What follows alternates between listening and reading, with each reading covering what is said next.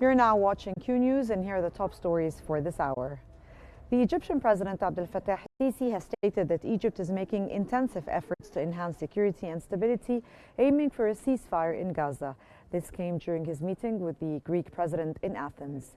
Sisi reiterated Egypt's refusal to displace Palestinians from Gaza and emphasized the strong historical ties with Greece, highlighting opportunities for cooperation and joint efforts on illegal immigration.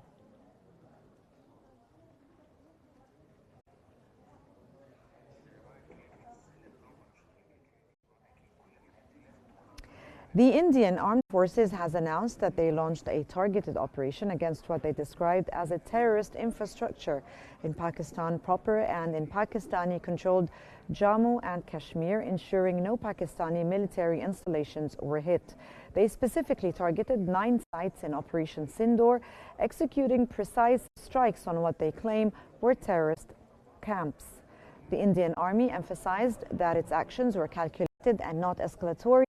In response, the Pakistani military confirmed that India struck 3 locations with missiles, vowing to retaliate at their chosen time and place. Pakistan accused India of targeting civilian infrastructure and claims to have shot down 5 Indian aircrafts. The Pakistani military also shelled border areas along the line of control in the disputed Kashmir region, causing damages and casualties in Indian-controlled areas.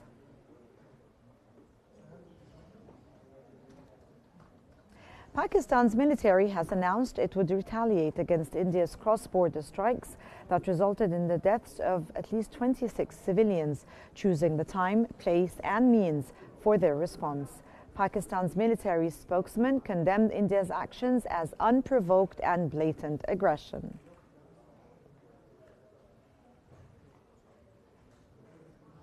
Palestinian Prime Minister Mohammed Mustafa has declared the Gaza Strip a famine zone.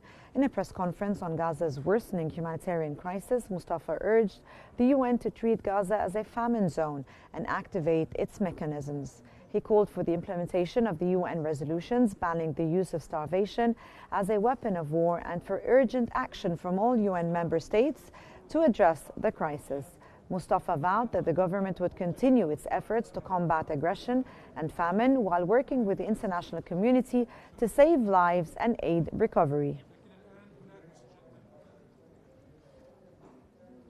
U.S. President Donald Trump has announced an end to the American airstrikes targeting the Houthis in Yemen. The decision comes after the Iran-backed group agreed to stop attacking vital shipping lanes in the Middle East. Speaking from the Oval Office during a meeting with the Canadian Prime Minister Mark Carney, Trump said the Houthis had requested the U.S. cease its bombing campaign and pledged not to target the U.S. or allied vessels. The president voiced confidence in the group's commitment to halt hostilities. Stop the bombings. Oman has mediated a ceasefire agreement between Yemen's Houthis and the U.S., according to the Omani Foreign Minister Saeed Badr Abu Saidi. Neither side will target the other, including U.S. vessels in the Red Sea and Bab el-Mandeb Strait. The announcement was shared on social media and retweeted by the U.S. envoy Steve Witkoff. U.S. President Donald Trump has stated that Iran must not be allowed to develop a nuclear weapon, as the U.S. and Iran are set to resume nuclear negotiations. The 4th round of talks between the 2 countries is expected to take place in Oman's capital on May the 11th.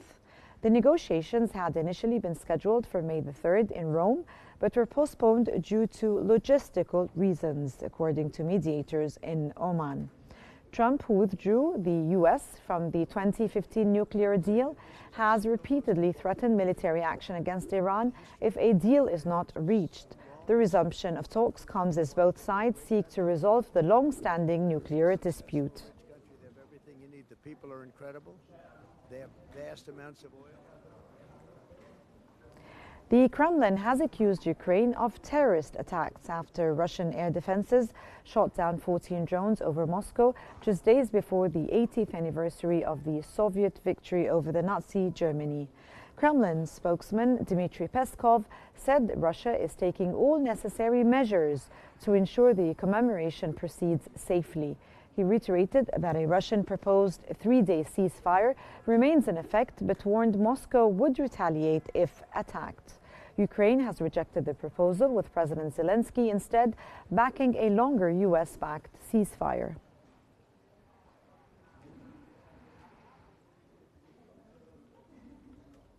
And this concludes our top stories for this hour. And thanks for watching, and stay tuned for more updates on Qnews.